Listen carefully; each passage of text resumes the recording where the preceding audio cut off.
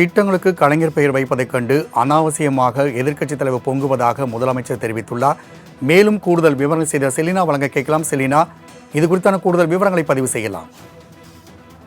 திமுக தலைவரும் தமிழக முதலமைச்சருமான மு.க.ஸ்டாலின் தற்பொழுது தொண்டர்களுக்கு அன்பு மடல் ஒன்று எழுதியிருக்கிறார். அதில் குறிப்பாக மக்கள் நம் பக்கம் மாற்று முகம் கலக்கம் என்ற தலைப்புடன் கூடிய இந்த அன்பு மடல் என்பது எழுதப்பட்டிருக்கிறது. குறிப்பாக தமிழகத்தில் முதலமைச்சர் மு.க.ஸ்டாலின் பொறுப்பேற்ற பிறகு திட்டங்கள் கொண்டு வந்த திட்டங்கள் எல்லாம் மக்களுக்கு சென்றடைகிறதா என்பது தொடர்பாக முதலமைச்சர் மு.க.ஸ்டாலின் கள ஆய்வு மேற்கொண்டு வருகிறார். அந்த வகையில் கடந்த 5ஆம் தேதி 6ஆம் தேதி கோவையிலும், அதே போல கடந்த வாரம் 9, 10 ஆகிய தேதிகளில் விருதுநகரிலும் கள ஆய்வு மேற்கொண்டிருந்தார். இதனை குறிப்பிட்டு தற்பொழுது முதலமைச்சர் மு.க.ஸ்டாலின் இந்த கடிதம் ஒன்றை எழுதியிருக்கிறார். தொடர்ச்சியாக மக்கள் பணிகளை எவ்வாறு மேற்கொள்ளப்பட்டு வருகிறது என்பது தொடர்பாக கள ஆய்வு பணி என்பது செய்யப்பட்டு வருவதாகவும், கலைஞர் உரிமை தொகை, அதே போல மக்களுக்கான நலத்திட்ட பணிகள் என்பது தொடர்ச்சியாக மேற்கொள்ளப்பட்டு வரக்கூடிய நிலையில் அது முழுமையாக மக்களுக்கு சென்றடைகிறதா என்பது தொடர்பாகவும், ஏழை எளிய மக்கள், தொழிலாளர்கள், குழந்தைகள் என அனைத்து தரப்பினரும் அரசு மீது நம்பிக்கை வைத்திருப்பதாகவும், அவர்களின் நம்பிக்கை எல்லாவற்றிலும்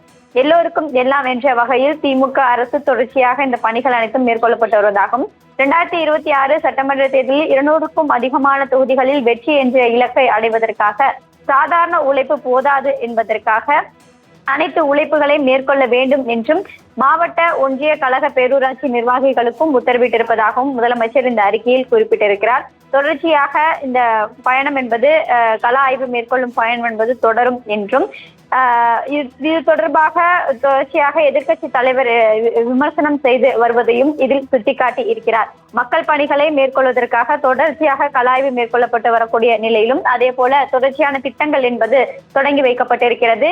அந்த வகையில் நவம்பர் 14, 15 ஆகிய தேதிகளில் பெரம்பலூர், அரியலூர் ஆகிய மாவட்டங்களில் கள ஆய்வு பணிகளை மேற்கொள்ள இருப்பதாகவும் இதில் குறிப்பிட்டிருக்கிறார். அதே போல அரசு சார்பாக திட்டங்களையும் வேலை வாய்ப்பு கிடைக்கும் கூடிய அனைத்து நலத்திட்ட உதவிகளையும் வழங்கப்படும் என்று தெரிவித்திருக்கக்கூடிய நிலையில், திமுக ஆட்சியில் ஒவ்வொரு நாளும் மக்களுக்கான நலன் காக்கும் நாளாகவே இருக்கும் என்றும், அதனால்தான் ஒவ்வொரு மாவட்ட சுற்றுப்பயணங்களிலும் மக்கள் மகிழ்ச்சியுடன் வரவேற்கிறார்கள் என்றும், அதனை பார்த்து சிலர் வயிறெறிகிறார்கள், ஏதோ பேசுகிறார்கள், அவர்கள் பேசட்டும், நாம் சந்திப்போம், கழக ஆட்சியின் வெற்றி சரித்திரம் கொண்டாடட்டும் என்றும் தற்பொழுது முதலமைச்சர் மு.க.ஸ்டாலின் குறிப்பிட்டிருக்கிறார். குறிப்பாக கலைஞரின் பெயரில் கொண்டு வரக்கூடிய திட்டங்கள் தொடர்பாக எதிர்க்கட்சித் தலைவர் விமர்சனம் செய்திருக்கக்கூடிய நிலையில் இது தொடர்பாகவும் முதலமைச்சர் மு.க.ஸ்டாலின் இந்த அறிக்கையில் குறிப்பிட்டிருக்கிறார்.